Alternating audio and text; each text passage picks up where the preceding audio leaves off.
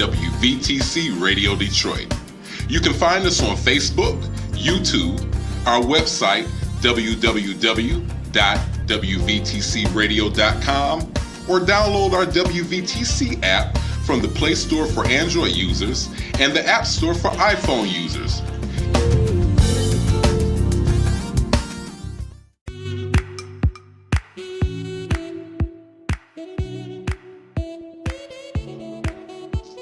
Thank you for tuning to WVTC Radio Detroit and the Community Bell Show with your host, former Wayne County Commissioner Edna Bell.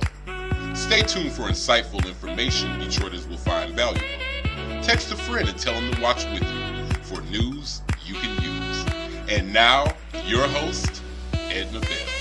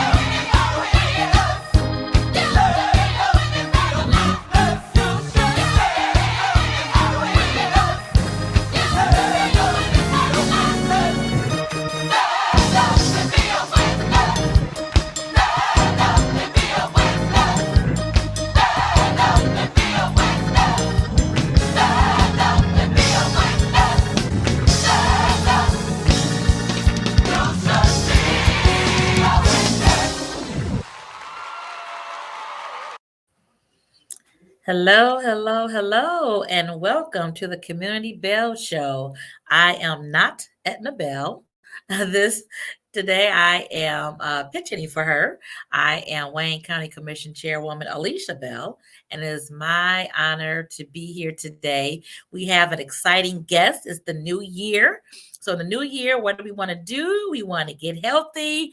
We want to eat right. We want to turn over a new leaf. And I have a wonderful guest here today that's going to discuss how we can do that, but more importantly, the importance of doing that. So Before we begin, my mom always likes to kind of chit chat a little bit about goings on in the city, in the county, and in the state.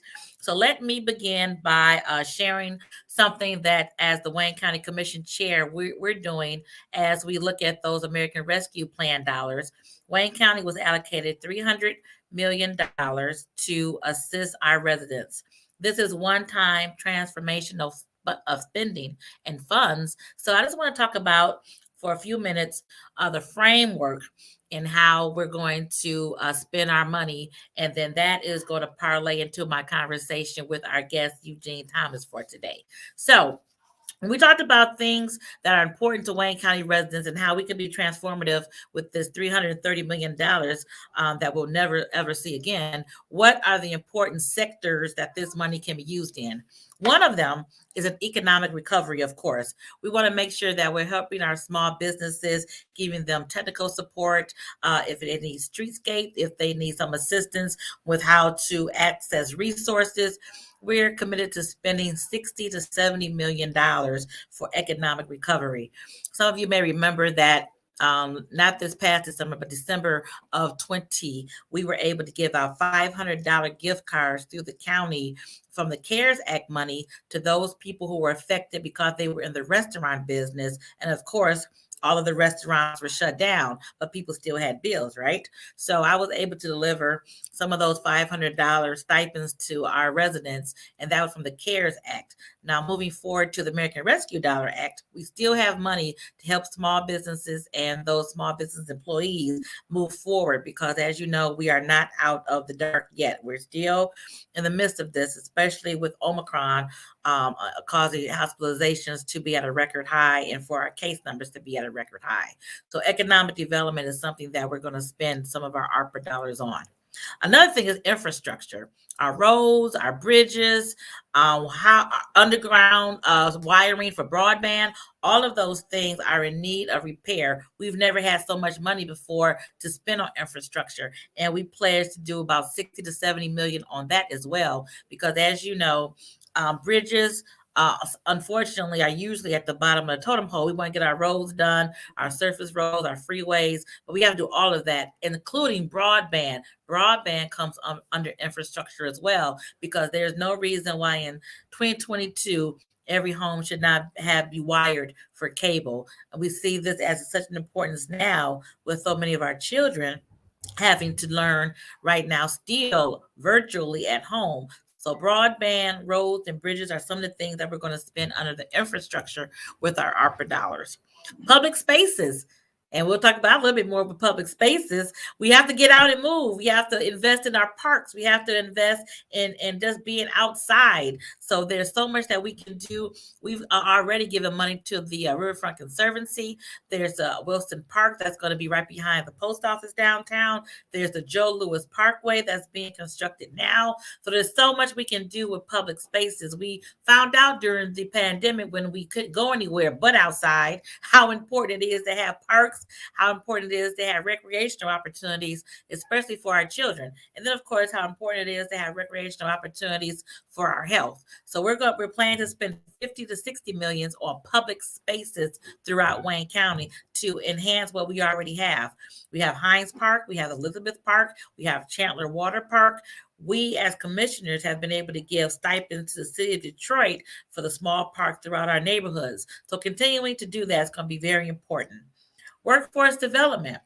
We have to make sure that we're training people where the jobs are. You know, there's no need to train someone to operate a widget machine if we're not making widgets. But whatever the jobs are, we have to make sure that we are training our people through collaborations with Wayne County Community College District, through Henry Ford Community College, through Schoolcraft College, all of our colleges and universities. We have to pour into making sure that we're preparing our workforce for this century and beyond. So we're doing that, and we're focused on making sure that we are providing good resources for those who are going to the workforce, and if those who want to change their field. Sometimes people have been doing something for 25 years and they want to change to another career. We know that truck driving is something that's very important right now. Nurses is always a shortage of. So just making sure that we're providing resources for workforce development. And then last but not least, and this brings us to our guest today, health. Health and wellness. Unfortunately, out of the 83 counties in Michigan, Wayne County is the 83rd in health outcomes. Why? We know we're in an industrial county, right? We've had all of the Rouge plants. Now, I'm not blaming Rouge, but I'm just saying all of the manufacturing plants that we have, the lead paint that we've had. They are prime for asthma for our children.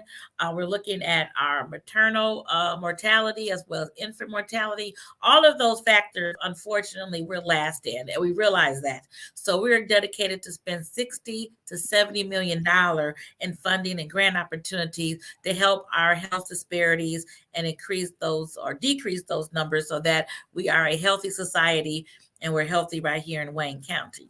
So, talking about health, my guest for today is Mr. Eugene Thomas, who is the founder of the Black Michigan Health Movement. I think I just messed that up, but Eugene, tell us the name of your organization, and we're going to discuss Well, that thank you. thoroughly for the next 45 minutes. Thank you, Commissioner Bill. I just want to thank you for the opportunity to speak to your audience today. So I'm the founder of Black Health Movement. And Black Health Movement has one simple objective, and that's to tackle racial health disparities. Let's confront these problems head on. I've worked in the healthcare space for over 25 years. I've worked for companies like Pfizer and Johnson and Johnson. I've worked for a couple of medical device companies, and I've covered the spectrum. The one thing that has always been just abundantly clear is that whatever your affliction, if you're diabetic, if you're obese, if you have hypertension, then your outcomes are even worse. And so these are three areas that we can fix. They are controllable. They're controllable with exercise and diet. And so that's the core of Black Health Movement is let's start with something that we can do, something that we can own ourselves to take better care of ourselves. Absolutely. And before we take a deeper dive into that, let's just go back to the beginning. I'm going to call it beginning high school. All right, we that's are good. That's far. That's pretty far back. we are both graduate of Cass Technical High School. After I graduated in 1986, I went down to Florida A&M University. HBCU had a great time. Matter of fact, I was just there last year for homecoming in October. Took my family down there. My children loved it. My son, he's a ninth grader at Cass. And he is pretty convinced that he wants to go to Florida A&M to study business administration.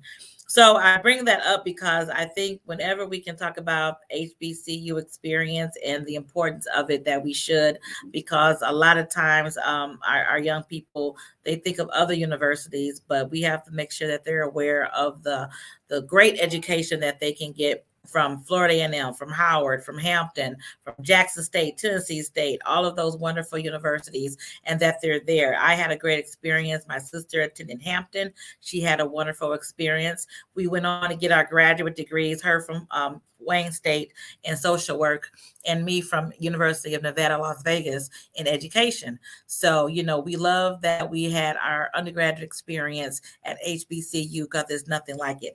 And I understand that you started at one as well. Where did you go? That's true. That's true. My freshman year, I attended North Carolina A&T. Unfortunately, my personal finances didn't allow me to continue, but I am always an Aggie at heart. I too have a high schooler. My son, who is a junior now, is considering colleges. And we recently, my wife and I took him on a weekend trip to North Carolina A&T. We visited my old school. We also traveled over to Virginia and took a look at Hampton's campus. We didn't get a chance to go see FAMU yet, but that certainly is on the list. And he's got to make a decision real quick here. Right. Well, I'm sure whatever he chooses, it'll be something that's perfect for him. But spending your freshman year, you know how dynamic and how wonderful HBCU experience can be. So we have to continue to expose our young people to that so that they can understand the array of college and university choices that are out there for them. And then, we even have Lewis College of Business and Design that is going to be right here in Detroit. That's right. Black That's College. Right. That's right. And we're excited about what that's going to look like going forward. We had them here, then they closed, but the design aspect that's going to be coming in the next few years, we're very excited to have a historic HBCU right here in the city of Detroit and in Wayne County. So that is something that's going to be dynamic. You know, Alicia, I like to say, especially when I'm talking to young people, not only are HBCUs beacons of academic excellence, but the family, the network of friends that you build while there are irreplaceable. It is unlike any other experience you'll encounter in all of your years of education. Absolutely. You have lifelong friends. The professors have a genuine interest in you because you do 9 times out of 10 have smaller class sizes than you do at some of the major universities. So it is a family affair. And that's why when we went to homecoming last year, there were about 17,000 people there. Now, mind you, the population of the school is only about 10,000. So that's right. That's right. So everybody came home for homecoming, and it was a wonderful, marvelous experience. But it is something unlike you'll ever have. So I just want to continue to encourage young people to explore the possibility of our wonderful HBCUs that we have in this country, and now in Detroit, soon to have. So the Black Health Movement. I was able to, through my sister Sonia, we were able to participate last summer in going downtown at campus marches, and we went to all these wonderful sites and did exercises, which I need to continually do. But talk about what brought you to establishing this organization. You know, so it's since I understand we've got a little bit of time here, so I'll sort of go back a little bit and give the full story. I mentioned earlier that my background has been in healthcare, but from the commercial side. So I work for the companies that have made the pharmaceuticals, that have made the surgical devices that allow surgical interventions. And over the years, you know, it's well established in the medical communities that if you are diabetic or if you're hypertensive or overweight, the preferred way to deal with these conditions is to change the way you eat and to exercise. You can reverse diabetes with proper nutrition and with exercise. You can reverse obesity and hypertension with proper nutrition and exercise. But lifestyle changes can be difficult for some. And so it's a lot easier to take a pill or to just kind of, continue with the status quo. Well, personally, I had got up to about 300 pounds. I was just 2 pounds short of 300 pounds. And I used to run track in high school. And but my professional life and traveling and family, just in making bad choices, my weight had got away from me. I went to see my doctor for a regular visit. And he said, "Eugene, you're diabetic."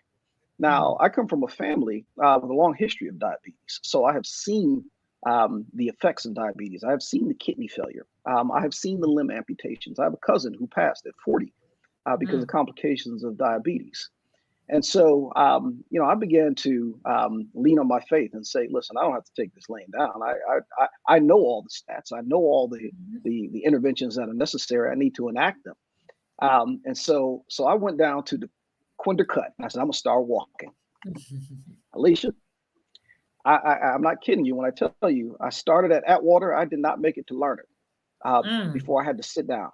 I sat down and everybody was walking. I tried to make it seem like I had been walking a while. And the lady came by and she looked, she said, "Are you okay?" I didn't realize that I looked like I was in distress, but I was. And I told her I was okay. And she said, "Are you sure?" She says, "You don't look well." Now, fortunately, I was able to just sit and rest. And then I walked back to my car and went home. But I made up my mind at that moment that I needed to do something about my health. And so I just started walking a little bit each day. And pretty soon, a few blocks turned into a half mile turned into 2 miles. Before you know it, I was walking 8 miles a day. All right. I started making small changes to the way I eat. My son, who's 16, became my biggest champion, and he started joining me. Then his friends started joining. And then we started riding our bikes, and their dads started joining.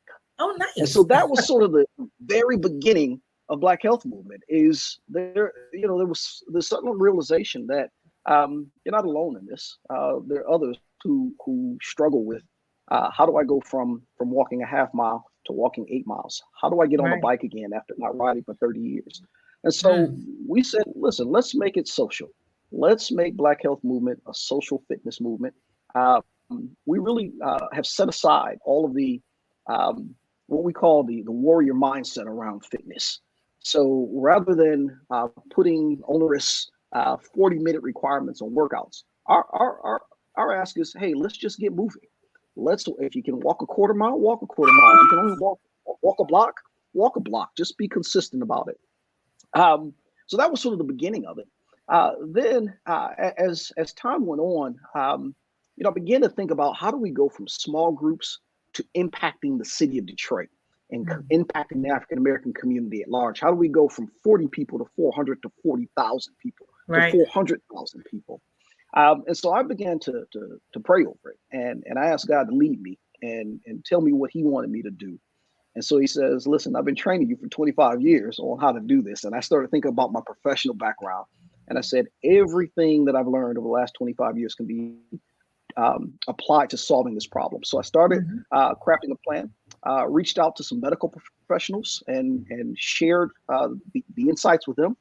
So to date, Black Health Movement's business plan is supported by the Detroit Medical Society, which is headed by Dr. David Williams.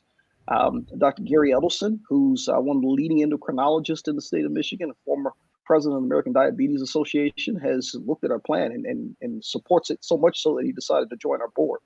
And we also have reached out to a number of community leaders and said, listen, we can't do this alone. We really need community support to go from a small group of individuals who are committed to changing the health of our community to scaling it so that we can really move the needle in terms of closing the gap of racial health disparities. That's what, not to cut you off, but I think it was revealed through COVID how much the disparities are in the Black community. Our numbers were skyrocketed because we had so many underlying conditions, the diabetes, the high blood pressure, all of those things. Unfortunately, we suffered more than other people. And then that was emphasized with the pandemic when it started to hit us hard. So what you were doing, did it have any correlation with the pandemic, or did that put more fire under your feet, or had you already blew the tops off and that just kind of emphasized why you were doing it? Listen, COVID was the impetus to put this on steroids. It started out with, again, a small group of friends, and COVID, that was at the beginning of 2020. 3 months later, COVID happened. And so as this thing began to unfold, because of my background, I understood quite well that this is going to have that African Americans would suffer disproportionately because of comorbid conditions. And so watching it unfold really impressed upon me to formalize this effort and to make fitness or to build a culture of fitness as a signature event for the city. Absolutely. So let's talk about the events that you were able to have downtown Detroit and how those came about. How many did you have? We need to still do them in the wintertime, but we'll talk about that in a minute. But let's talk about what you have done over the last 18 months throughout COVID. Sure. So we started with Black Health Fitness or Black Health Movement's Second Saturday. And so Second Saturday it's really a fitness, we call it the fitness tour. So we meet in downtown Detroit. We take over the parks in downtown Detroit. So Grand Circus Park, Campus Martius, Capitol Park, the YMCA has joined in. Vibri Cycling Studios is one of the locations that participates. And so we start off as one group. And so we sort of get warmed up and we do a fantastic 10-minute workout. All of our workouts are low impact and they only last 10 minutes. So it really doesn't matter if you're a fitness buff or if you're exercising for the first time. Our exercise regimen can accommodate anyone. And so you exercise for 10 minutes and then you walk to the next station, which is usually less than a quarter mile away. So individuals will engage with a different fitness instructor, a different exercise modality for 10 minutes. And then we repeat that until you complete the cycle. So when it's all done, you've exercised about 60 minutes and you've walked a mile. You spent fantastic time with your friends, with your family. You've made some new friends. And then we look forward to doing it again next month. It was so much fun. Like I said, I only had an opportunity to do it once, but we were at Campus Martius and we went over to Capitol Park. And, it was nice to see so many African American trainers because each session was led by a trainer who a lot of them had their own fitness businesses. So if you really liked the way one person did their class for that 10 minutes, you could get their card. And I think we had wristbands, the little band things, and you got their name of That's their right. business. And then you could then follow up to really train with them personally after the fact. So that was so cool. That's I correct. knew little Miss Hit Fitness. I forget her little name, but she's That's actually a it. friend That's of, right. friend of mine. So I had been to her studio before out on 8 Mile. So it was just great to see all these different trainers who have their own business, and they were there for that day, giving out great exercise advice and just doing great exercises and moving. And there was a couple of them I was supposed to follow up with. I didn't yet, but they were all great. Alicia, we've been blessed to work with a fantastic group of trainers. When we started this, it was really an idea. So we reached out to a number of trainers and shared what we wanted to do. I was overwhelmed with the level of support that the trainers have showed. Each one of them show up. They put on their very best, and they do it for no cost at all. We don't charge for the events. Our goal is to expose our community to the resources that are available. No one's going to really change their health exercising once a month, but by coming to the events, by becoming exposed and getting started, it lets you know what's possible. It lets you know what resources are out there. And like you said, connecting with the trainers, each of them have either their own gyms or they work at a gym, or they offer personalized training, group sessions, and there's something for everybody. Yes. We have trainers that are senior citizens. We have trainers that are formally trained in kinesiology, former football coaches. But again, it is really designed for members of the community to come, experience something that's fun, something that's social, and then connect with other people so that fitness and nutrition, proper nutrition, can become part of the lifestyle. Absolutely. Let's talk about the nutrition piece. We talked about the moving, which was great. let's talk about the nutrition aspect of your movement. How does that look? What are you doing with that? So we talk about nutrition as a part of our social function. When you say to a person, change the way you eat, that means a lot. And so the approach that we take is, this is a journey. And so the journey starts with education. It starts with changing your mind. And so what we found is that we can make videos and we can make booklets and we can create lectures, but the uptake is really not as good. But when we share our individual success stories, when we share recipes with individuals, when we point to restaurants that have healthy menu options, those things tend to have a lasting impact. I'll just give you a quick personal story. When I started my nutrition transformation, the first thing I said I need to do is cut out the sugars, the processed sugars, and bread. Those are the two things I said I'm going to deal with. I'm not going to deal with anything else. I'm not going to deal with portion sizes. I'm not going to deal with when I eat. I'm just going to deal with sugar and bread. And we love bread. and listen, the bread thing, just it was. I don't know what to say. I realized that my love affair with certain foods is closer to an addiction. And when I tried to eliminate bread, I could not do it. I needed bread. It's hard. We love bread. and rolls and baked bread and hot bread, pancakes, it was a lot for me to do. So I could cut it out for a week or two, but I found myself right back where I started. But it wasn't until one of my friends said, "Have you ever tried almond flour?" And my eyebrow went up. I said, "I've never tried almond flour. I don't even know what almond flour is." And so he began to tell me and show me what he makes with almond flours. He makes home baked rolls that look like the yeast rolls that your grandmother makes. He makes pancakes, waffles, you name it, loaves of bread. He makes with almond flour. You can buy it at Costco's. And so I tried it out. Listen, my 16-year-old son prefers my almond flour pancakes to regular homemade ready mix with standard white flour pancakes. That's how good almond flour is, without the glucose spike, without the gluten. It is a godsend. And now that bread void for me is gone. Oh, And so I good. say that to say there are viable alternatives for everything that you have to replace on your menu. Hmm. But it's about connecting with people and then finding Right. the Right. preparation that works for you. And find the stores too. I mean, when we're just accustomed to going to A, B, and C grocery store, they may, and actually these days, a lot of the stores do offer that, but you just have to know, like I said, that it exists. You didn't know almond flour existed. So just letting people know that those are good substitutes and that they taste right because, nutrition is 80% of any weight loss journey. I mean, we can exercise and we can move, and that's good just because your body needs to move.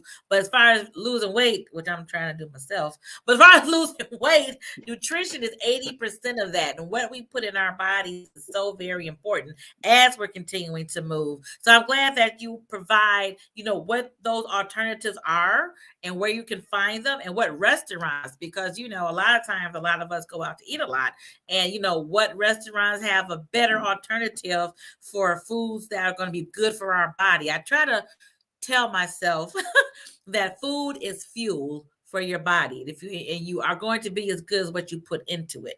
So that's kind of how I try to pep talk myself, like gasoline for your car or electricity for electric cars, but you're only going to be as good as what you put into your body for fuel. So we think like that. I think that can help change our mindset to understanding that you don't have to have macaroni and cheese every day. But if you do, maybe use the vegan cheese. Maybe use brown. They do have brown macaroni and cheese, brown macaroni, but maybe wheat macaroni and cheese. Macaroni. So those are things you can use as alternatives to help fuel your body. You're 100% correct. Food is fuel. And the reality is there are alternatives that and I try to get away from saying alternatives. There are better choices. There are better choices than the foods that we've grown up on, right? Right. And so when it comes to macaroni and cheese, I use a gluten-free noodle, which is good or is much better for my digestive system. Right. I try not to eat as much pasta as I used to. Which I think one of the things that we try to do is emphasize that this does not have to be a struggle. If macaroni and cheese is your thing, we're not saying don't eat macaroni and cheese ever again for the rest of your life. Just Right. don't eat it every day. Just don't eat it every week, right? maybe take half a portion. And if we do these things consistently, we will see tremendous gains in terms of our HbA1cs, in terms of our body weight, in terms of our blood pressure levels, along with a fitness regimen. Right. And you have to find your why. That's what people tell me. Find your why. Why are you doing it, and what's going to be the impetus for your change? I mean, for you, it was that 2 numbers off of that highest you'd ever been in your life, right? For me, it's looking at pictures. I'm like, oh my God, I'm that big. so, you just gotta find, Alicia, whatever that is that's going to turn Alicia, that trigger in your head. Alicia, listen, I'm gonna tell on myself today, because if one person hears this and decides that, hey, I've had enough, I'm ready to make a change, then I'm glad to tell on myself. I went through several episodes of denial and why, and there was a time where I traveled pretty extensively for work, and over time I would get on the plane, and it seemed like the seatbelt was getting shorter and shorter. And I'm telling you, I got angry one time. I went to get on the plane and the belt would not connect. And I thought to myself, why? Why would this belt not connect? And I Why are they making literally those seatbelts convinced so myself. short? Why are they making them shorter? Why? Why are they making them shorter? And so I said, listen, my belt will not connect. Can I change my seat? And the lady brought me the seatbelt extender. and that was one of those moments where I said, have I gotten to the point where I need the seatbelt extender? Is that what this is? You do not want to be that guy. Listen, I understand the seatbelt extenders are needed, but it was, weight gain happens so slowly that you don't see it in the mirror until you have something to compare it to, until you have a reference point.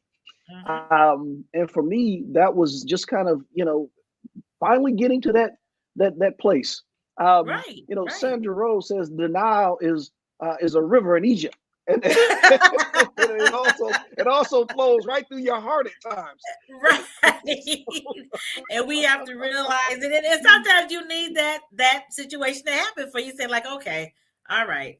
All right, it's time for a change. Let me get serious and do something. And not all about aesthetics and the way you look, but more importantly, what's going on inside your body, where your heart, That's right. is beating faster, you can't breathe, your lung, I mean, all of your organs, That's right. all that fat. I mean, That's right. it's a health thing, not necessarily a look good thing. You want to be around That's for your right. children, and you, like you said, you saw Absolutely. what the effects of your family with diabetes and how it affected your family members, and you don't want that for your family or for yourself. You want to make sure that you are here living as long as you can and living, and not just existing, but being at a weight where you can go out and run and jump and play with your kids and have your grandkids and roll the floor with them and all of that. But you have to have your health first. That's right. And for I think there's also another important point here, and that is the effects of weight gain and diabetes and hypertension on your body happen so slowly that you don't Mm. realize the changes. We sort of attribute those changes to I'm just getting older, Right, and right. so the lethargy. If you're always tired, that's not because you're getting older. It may have a lot to do with how you're eating and lack of exercise. I Mhm. used to I'd sleep a full night, wake up in the morning. I'd eat 2 cups of coffee before I could consider myself, halfway engaged. By Mhm. noon, I was ready for a nap. And wherever I Mm. was, I would always find a way to slip in a 30-minute nap, somewhere Wow. around noon to 2 o'clock. Then I'd get home, and at 5, 6 o'clock, I'd take another nap. And Oh, my wife wow. would say, Eugene, like you have a midday nap and then you take another nap. Mhm. And then at 10, 11 o'clock, I'd go back to bed and sleep all night. And that was my pattern for years. And I Wow. just chalked it up to I run hard, I'm getting older, I Mhm. need more sleep. Um, my joint mobility was reduced, and there Mm. were certain tasks that I just couldn't do anymore. I couldn't touch my toes. I couldn't run up a flight of stairs. I had to kind of, creep my way up the stairs. I Right, just right, right. attributed it to I'm getting older. Um, and once I began this transformation, I began to see changes in my body and my mental clarity and my physical ability. So now I can sprint up the stairs. I can sleep 4 hours and function all day. Okay. I don't experience the joint pain like I used to. Mhm. So Mhm. so health. So this health transformation is really about living your life to the fullest. It's not just about, like you said, it's not just about looking good in your clothes. It's about can you exist in the moment to the fullest of your ability? And that's really what Absolutely. we want to do is help change and transform lives. Very good. Well, tell me what's next for the Black Health Movement. What do you have in store for 2022? Well, listen, we are finalizing our 2022 calendar. We hope to add a few new exciting segments. So, so last year, as I mentioned, we had the second Saturday fitness event, which we want to continue to grow. Our last event of 2021, we had just about 200 people attend that event. So we want to continue to do that and take it to the next level. Um, we like to add the Detroit Great Bike Out. So we want to add biking Hmm. to our repertoire of physical activity. So we'll pick a Oh, different nice. weekend and a different course. We still have to go through the planning and find an appropriate course. But the idea behind the Great Bike Out is that we come together once a month and ride our bikes as a family. And so whether that's at Belle Isle or on Hines Park or Hmm. another park, we want to re-engage the community around biking as a fun fitness activity. When I was young, I grew up over on the west side, right off of Puritan and Livernois. Okay. And my grandmother lived on the east side on Concord Street off of the Boulevard and Vernier and Charlevoix. We rode our bikes from our house on the west side to my grandmother's house on the east side and around Belle Isle and back Right. in the course of a day. And that was Yeah. that was just Yeah. kind of a Saturday for us. Right. Right. And we don't see that. I understand we're in a different day, but certainly we can gather in numbers. We can gather in parks and fathers and sons and mothers and daughters Mhm. and cousins and uncles and aunties. We can ride bikes together. and be I healthy love at the that. same time. I love the family aspect of that. It's getting together and just writing as a family.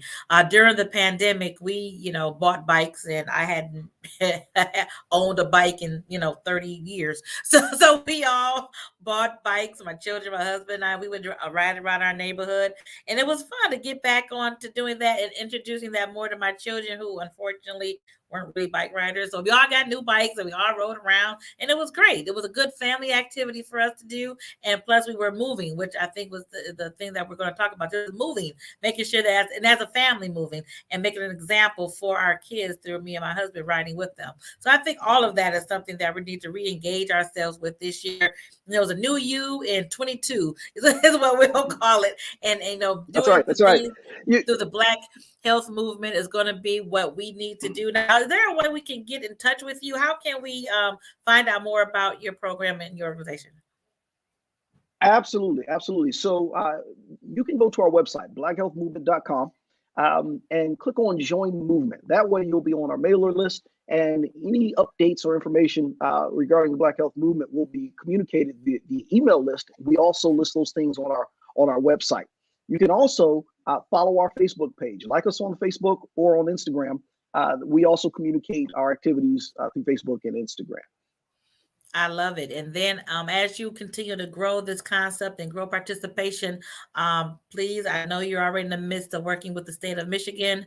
Hopefully you did something in pursuit with the city of Detroit and the county of Wayne, because I think, as I stated before, everyone is understanding how important it is to have a healthy society. And with Wayne County being at the low end of the totem pole in Michigan as it turns to health disparities, we want to make sure that we are making sure we're supporting organizations like yourself, was really getting the word out there and really engaged to change people's mindset, change their lives, and get them engaged in how important it is to move and how important it is to be healthy. Yes. So important. So I want to just thank you. Any last words before we sign off? If I may, absolutely. Sure. If I may, just, one of the things we want to just underscore is that, fitness is free. You don't have to join a gym in order to exercise. Right. We like to say the gym is outside. In the city of Detroit, the per capita income is something like $17,000. So you don't have to spend your last dime to join a gym. If you do, God bless you if you can do that. But certainly for many, that may not be an option. And so that's where we really want to aim our energy, is exposing individuals to activities that are fun, that are healthy, and most of all, they are free. Absolutely. And you're right. And I'm just so happy about what we've been doing over the last few years between the Detroit Riverwalk, the new Wilson Park that's going up, the Joe Louis Greenway, which is right in my neighborhood. I mean, there's so many walking and playing avenues for us, and I'm glad that is so. The pocket parks were all had improvements on them throughout the city over the last couple of years, so that's just providing so much for us to get out there, like you said, without having to go to a gym, but doing it in your neighborhood and even in your house. Now it's the wintertime, you can just do whatever. What I do is I pace, as we're still doing Zoom, so when I'm on my phone call, I just walk around my house, just walk around, get those steps in. I have a little tracker for my steps, so I try to get 10,000 is the goal, but if I get to 6, I'm good. But trying to make sure I increase my steps every day to make sure that I'm moving, because that's just so important. So thank you so much, Eugene, for coming on and sharing this with us. This is going to be beneficial to, I know, those who are listening in, because like I said, this is January, 22, do something new. Get out there, get engaged, eat more nutritiously. Remember, food is fuel, and move your body. And if you do all those things, I promise you will love the results. So thank you so much. We look forward to seeing you. Let me know when the next event is. If you do something in the wintertime, if it's not too cold, maybe I'll come out. But certainly I'll be there. I'll certainly be there in the summertime, though. Listen, Commissioner Bell, thank you again. I appreciate you. I appreciate your listeners who look for us to do something in the springtime. And we are working on a winter program, because you're right, fitness should happen year round. Yes, it should, even in Michigan. So, all right. That's right. Thank you so much. And just thank you all for tuning in to the Community Bell Show. It's been my pleasure to be your guest host for today. Edna Bell will be with you again next Monday. Have a wonderful week. And remember, get moving. Thank you so much, Eugene. Thank you. Have a great day, everybody. Great day.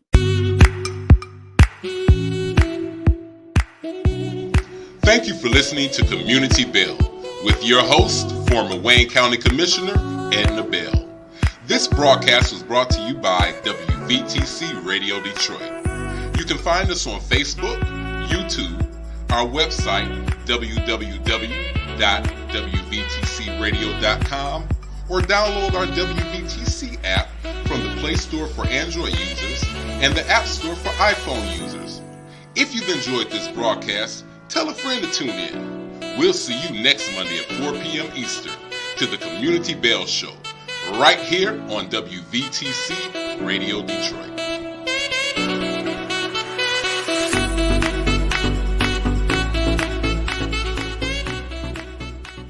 You're listening to WVTC Gospel Radio Detroit,